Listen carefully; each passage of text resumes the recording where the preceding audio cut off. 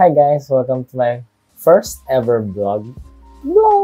And so excuse na lang sa mga eyebags ko, sa groggy face. I'm so stressed about everything. Ayan, sa t-shirt ko, ayan, pambahay lang ako eh. So, my name is Jericho Nakpil, you can call me Echo, and welcome to my first vlog. And from here and now, mag-upload ako ng mga vlogs sa channel na to. Ayan.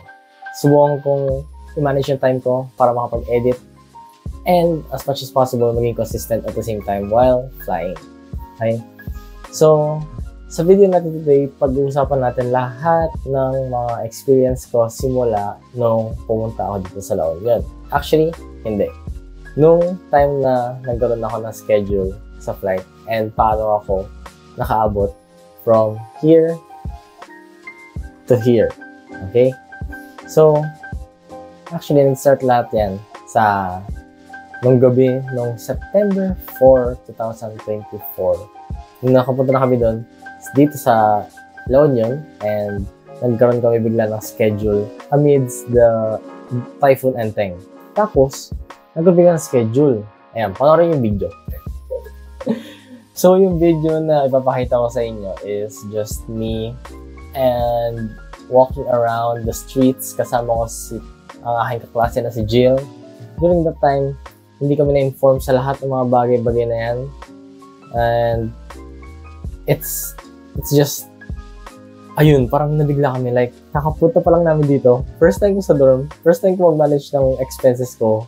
Yung everything ko. Tapos, biglang may schedule agad. Like, what the heck? Pumunta na ako actually sa terminal para makapag-briefing na sa aking flight school. Pero, hindi na indicate lahat. So, I guess it's up to us kung paano ma-figure out. Kasi, ang goal ng flight school is makipag-halubilo ako sa mga classmates ko sa flight school, which is very malabo. Kasi nga, sa status namin ngayon, naka-stay out kami sa aming apartment wherein merong dorm ang aming flight school na pinaprovide. Wherein nandun lahat, mostly ng mga students, and nandun sila magkakasama, nagtutulungan habang kami nandito na aking kaklase. Nahihirapan, nangangapa. Nakahanap kami as much as possible mga source para masabi kung anong gagawin namin from pre-flight briefing to flight planning to flight training. Okay? So, na nga, nangyari nga. Naghanap-hanap pa kami. Naglabas-labas pa kami dyan.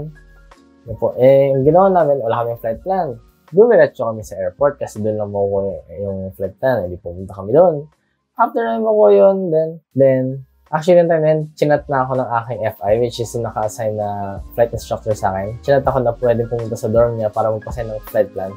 Para kinagabihan, kinabukasan ay makapag-start na agad ng, makapagpasa agad ako ng flight plan. Kasi, FIA, ako yung first period, di ba? Isa pa yun.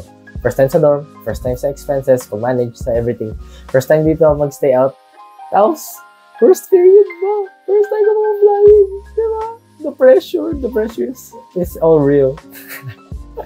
Pero kidding aside yan. So, dumiretso kami dun sa dormitory ng FI namin. Then, dun ko siya unang nakita. So, nakipag-briefing kami. Nakipag-usap kung anong pwede kong i-expect bukas. Mga dapat kong i-gawin mamaya. Napag-ready kong pag-aralan. Which is yung ginawa namin. Okay, so what's up guys? Nandito na kami ngayon. Tapos na kami pumunta sa dorm ng mga flight instructors. Kita mo yan? Naligo na ako. Ba't ba sa? Spouse. Kalakal saan? Kakalakad ko eh. So, na-inform na kami sa lahat ng mga kailangan namin gawin tomorrow. Gaya ng mga airworks. Kasi, first period ako, si Jill ay second period siya. Tapos, pupunta ako sa Bacnotan, yung assignment ko. Ikaw, saan ka? Walang sinabi. Meron! Santa Cruz ka. Santa Cruz. So ngayon, nakabalik na kami ulit sa dorm and gagawa kami ngayon ng pre-flight briefing. Ayan, yung itsura niya. So ito na lang last na kailangan namin i-compile. Then after nyan, pwede na kaming mag-prepare ng mga gamit para sa lipad tomorrow. Gumawa kami ng flight plan. Then after nun, since the first period ako, 6 a.m. BBA yung flight plan, kailangan dumiretso agad dun sa naka-assign ko sino mga kolekta para siya na mismo yung mag-aakyat ng mga flight plans dun sa tower. First thing in the morning. Hindi ko kilala. So, nag-chat-chat ako, nakipagano, sir, saan po kayo? Pwede po, lumabas na naman kami. Ayun na naman. Pwede pumunta na kami sa dormitory ng Leading Edge, where binigay ko na lang yung flight plan ko dun sa guard dun para maisabay na lang yung flight plan kinabukasan. So, hindi pa po nagtatapos ang aming vlog. Kami ay nasa labas. Naglalakad sa... Puta, ano ba tayo naglalakad? Kaya... Sana. No! May sakay, may sakay. May sakay. So, naglalakad kami. Papuntang... Galita. Pupunta kami sa 7-Eleven para bumili ng blue ball pen since madadaanan din naman namin. Then after nun, uwi kami. Nagawa kami ng free flight ticket. Pumunta kami ngayon sa Donya, sa door ng Leading Edge para mag-submit ng flight plan. Flight plan ko. Sinama ko lang si Jill kasi body system daw sabi ni Captain Boya. Handa na ako dahil sa body ko. Sabi daw nila, itong daan is red line, red light, Red District. red district or basta may red. Kasi danger zone daw, danger zone ng mga... Pero red. Red what? Secret. Danger things. Ay, narinig ko yun ah. Bawal yun ah. Bawal yun ah. So, kaya mas maganda may kasama. Pero hindi yata recommended yung ginagawa namin ngayon. Since na nabigla nga kami simula kaninang 7 p.m. Nakakabahan ako, baka may humublat na cellphone ko. Ito nga tayo. Mawawalan ako ng mahumblagong bukas. Ito yung plot twist. Lahat ng paghihirap ko na yun, namin na yun, from pre-flight briefing to flight plan, hanggang sa dulo na yun, wala. Kanselado. Kasi ang lakas ng walang kinabukasan. Doon bumuhos si Typhoon Enteng. Pero legit, sa totoo lang, I felt konting relief kasi syempre, as a person na overwhelmed sa lahat, nabibigla pa lang, nag-adjust pa lang sa setting ngayon, medyo na-relief ako na hindi mo na yung flight ko kinabukasan. Kasi, yun nga, kailangan ko pong ma-manage yung sarili ko, like, what to do, what do I even do here? Kasi dun sa bahay ko, marami yung ginagawa. Tapos dito, walang ginagawa. Tapos parang hindi ko mapakalit. Tapos ano gagawin mo? Ewan ko ba, parang hindi ko alam. Parang hindi ko ma-explain. Or baka, ewan ko, sa mga nakakaano dyan, for sure, na-experience rin yung ganito. Or baka ako lang. Sorry na. So, ayun. Dun time na yun, 2 days after that, wala nang flight nun. Then, kinagabihan pala. Anong date yun? September 6 ng 9 p.m. Ayan na. Medyo unti-unti nakakaano na ako. Kasi, ayun, isisingit ko lang din.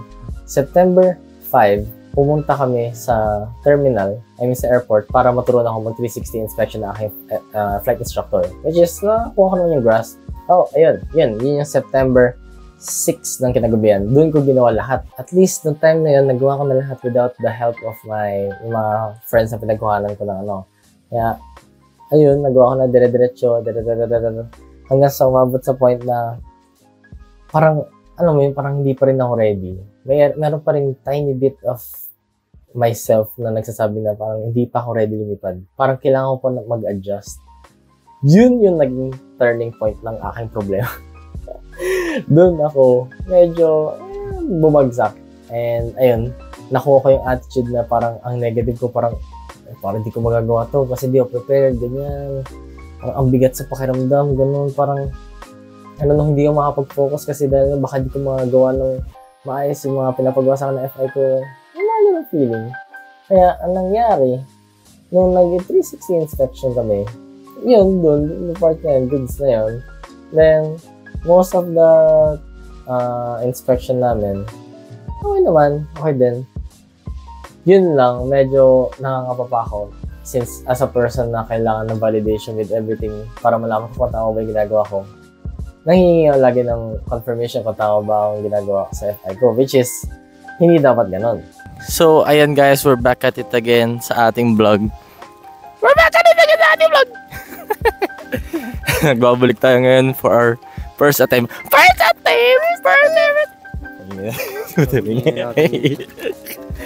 So, it's time check. What time is it? It's 5:35. Brought to you by... So, maglalakad kami ngayon. Lalakad ba tayo ngayon? Lalakad tayo. Papuntang Leading edge mismo. Leading edge. Hindi na tayo magta-tricycle, lakad lang. Sige, tingnan natin. Malilate yung first flight ko, par. Then, nagproceed kami sa flying. Ayan, nag-taxi na. Ayan, kaya napapansin nyo, yung mga clips na pinapakita ko sa inyo sa flying ko ay walang microphone from ATC or sa sound. Kasi, dahil dyan sa hindi ko nakikabit na maayos yung mic kasi masyado na pressure sa time. Kasi late kami nag-start, which is, yung first period namin is 7 to 9 a.m. Ang nangyari is dahil sa weather na delay, close pa ang VFR operations na hinintay ko kung mawala yung ilaw sa may tower. Pero namatay na yung ilaw mga around 7:30 na yun. And dapat supposedly nakakapag 360 na ako no time na yun, tapos nakalipad na dapat ako.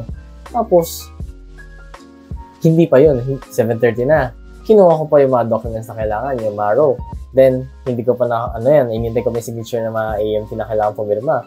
Then, saka pa lang ako pumunta doon, which is exactly around 8:01, I think, nakapasok sa, sa aeroplano. Then, doon na nag-start. Yung kaba, the pressure, everything. Kasi, ang sikip, or I don't know, kasi, parang, teka lang, wait, shit. Kalma mo lang. Easy lang. One at a time. Parang gano'n. Kaya, doon na-build up sa akin yung mental block. Yung mga checklist ko, hindi ko na alam gagawin ko. Yung mga dapat kong i-report sa radio, which is dapat ako in charge doon, na ibigay ko lahat sa aking FI. Yung pagiging aware sa surroundings. Wala. Lahat yung wala. It's like, na mental block pa ako. I mean, naging absent-minded ako during the flight. Pero somehow, nakapag-pick up ako ng ibang mga lessons na bibigay sa ng FI, which is, which I can do practice to it. Then after nyan, ayun nga, taxi na kami, practice taxi. Diretso kami doon sa holding point. Then after nyan, holding point, pasok sa runway. Kung ano na lang sabihin sa akin ng instructor, yun na lang gagawin ko. Kumanan ka, kahit di pa talaga kakanan, kumanan ako. Yan, mali din yun. Yun eh, mga ganun mali. Then after yan, mag-take off na kami, nag-ready na. Siya rin nag-report, write down departure, ayan na. Write down with departure. Tapos, ayun na. Nung nag-full throttle na, ayan na, everything is going in place. Everything na, nilipad na, nanginig na ako. And, nung nag-take off na, sa ako na bigla, parang napahinga ako ng malalim. Teka, wait, chill. Wait lang. Nasa roller coaster ako. Teka lang, wait, chill. I'm scared. Medyo nabibigla talaga kasi, ayan pala. Hindi ko pala nasingit. It's my first time riding a plane. Even in commercial planes. Hindi pa ako nakakalipad ng mga commercial airplanes na yung A320, 350, Boeing, mga ganyan. Wala. First time ko makalipad sa aeroplano, as in talagang first time ng buong buhay ko. Hanggang sa, ayun, parang unti-unti, lahat ng mga pinapagawa sa akin instructor, parang ginagawa ko na lang just for the sake ng malipasan na, matapos na. Pero at least, as much as possible, ay ma-record ko lahat at maaral ko visually, since wala nga audio. Papanood ko na lang siya. Pero ito yung mga clips na pinapahit ko sa inyo, yan. Yan na yung mismong clip na yan, i-edit ko na yan. Then, ayan, after nyan, nakapag-perform kami ng konting maneuvers, pero since na-onti kami sa time, hindi kami natapos. So, ayun, umabot kami to the point na 52 minutes lang ang total time na aking flight time sa aking first. So, ang masasabi ko lang ay overwhelming for me. Sabagay kasi first flight pa lang, and sa sobrang overwhelmed ko, ayan, hindi ko kinaya, masyado ako, nag-breakdown ako emotionally. Kasi hindi naman ganito yung environment ko sa hometown ko, so, hindi ko lang gagawin ko talaga. So, pero yun nga, overall, the experience is worth it naman. So, syempre, binayaran mo to, kailangan mo matuto, di ba? Kaya, napakita sa inyo lahat. Then, up until now, I'm still trying to refigure myself na sana maayos ko yung sarili ko. The next flight, which is possibly tomorrow, or ewan ko, September 8. Hindi ko lang kung kailan ko i-upload to, pero yun lang. So that's it for my experience, guys. Thank you so much for listening. Don't forget to like, subscribe, and share para, huwag nyo share. Charot. Actually, I will take this channel as my personal diary na as the moment, and para makapag-share na rin ng thoughts sa mga bagong students tulad ko. Okay, so, ayun lamang guys. Thank you guys so much for watching. I'll see you guys on my next flight. Okay, bye-bye!